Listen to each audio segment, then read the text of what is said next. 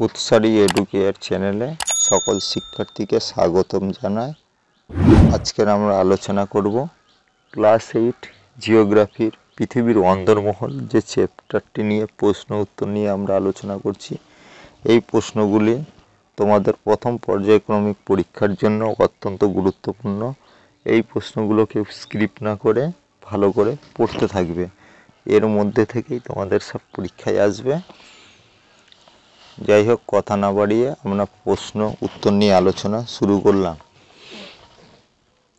পৃথিবীর কেন্দ্রের কাছে পদার্থের গড় ঘনত্ব কত?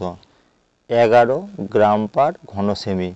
পৃথিবীর কেন্দ্রের কাছে পদার্থের গড় ঘনত্ব কত? 11 গ্রাম পার ঘন সেমি। পৃথিবীর একেবারে কেন্দ্রের কাছে গড় ঘনত্ব কত?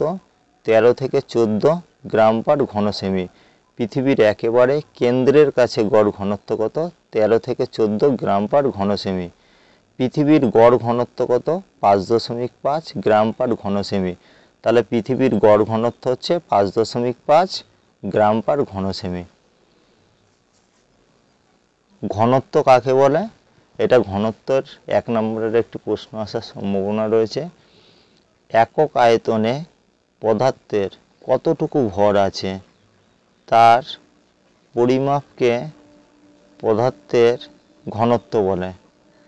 প্রতি ঘন সেমি জায়গায় পদার্থের ভর কতটা সেটাই পদার্থের ঘনত্ব। তাহলে ঘনত্ব কাকে বলে?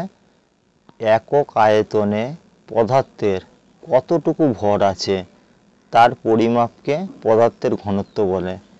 প্রতি ঘন সেমি জায়গায় পদার্থের ভর কতটা সেটাই পদার্থের ঘনত্ব।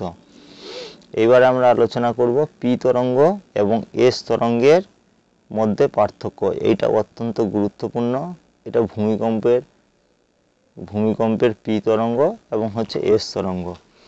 এটা তোমাদের যদি আলাদা করেও যদি আসে তোমরা পারবে, আর এখান থেকে পি তরঙ্গ বা এস তরঙ্গ থেকে যদি শর্ট কোশ্চেন আসে তাও পারবে।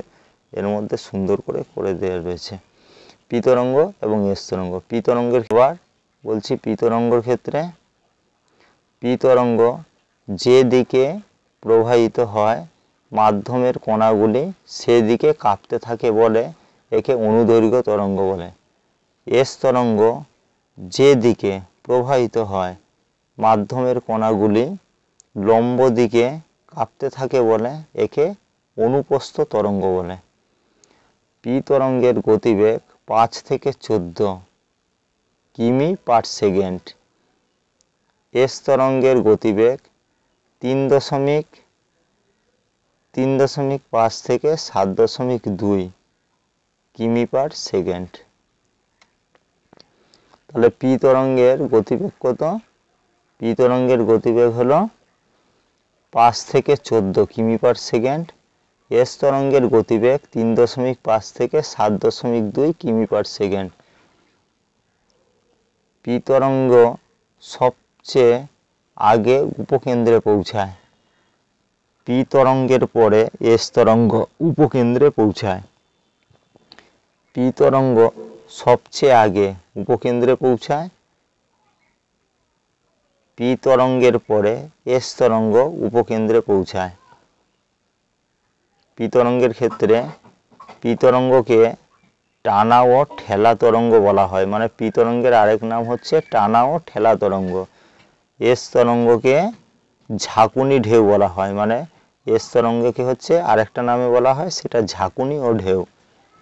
পি তরঙ্গ হচ্ছে ইহা কঠিন, তরল এবং গ্যাসীয় এর মধ্য দিয়ে প্রবাহিত হতে পারে, মানে পি তরঙ্গ যে কোনো মাধ্যমের মধ্য দিয়ে প্রবাহিত হতে পারে। এস তরঙ্গ কেবলমাত্র কঠিনের মধ্য দিয়ে প্রবাহিত হতে পারে, আর তরল বা অর্ধতরল বা গ্যাসীয় মাধ্যমে কিন্তু এস তরঙ্গ প্রবাহিত হতে পারে না। এখান থেকে শর্ট কোশ্চেন আসার সম্ভাবনা রয়েছে। এখানেই তোমাদের ক্লাসটি শেষ করছি। আশা করছি তোমাদের ভালো লেগেছে। যদি ভালো লেগে থাকে তাহলে কমেন্ট জানাবে, শেয়ার করবে এবং সাবস্ক্রাইব করতে কেউ ভুলবে না। Thank you.